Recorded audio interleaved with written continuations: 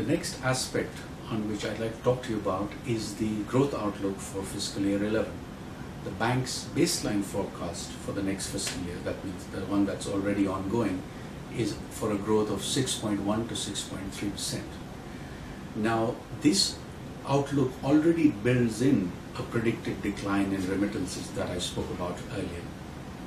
However, we do believe that if energy generation does come on stream, and if the annual development plan is indeed accelerated even over the last year's higher acceleration, higher implementation program, then we can see this growth of 6.1 to 6.3 being delivered.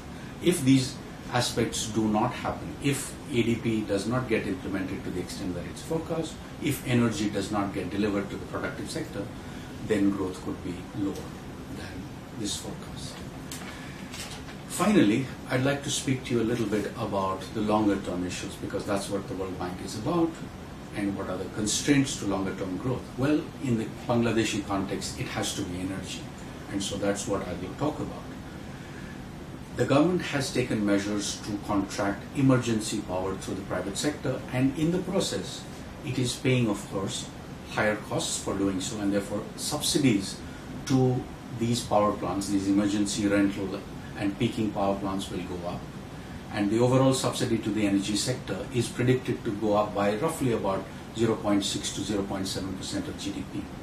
Now, would you say that this is acceptable? We think that this is indeed acceptable, provided that these fiscal pressures that are being generated are mitigated.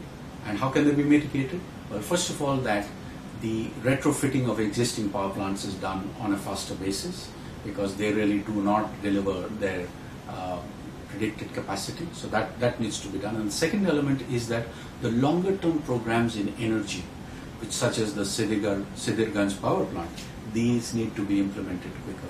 If these things happen, then the fiscal pressures that are being generated at the moment will decline, and therefore these will make this trade-off between fiscal pressure and growth more acceptable.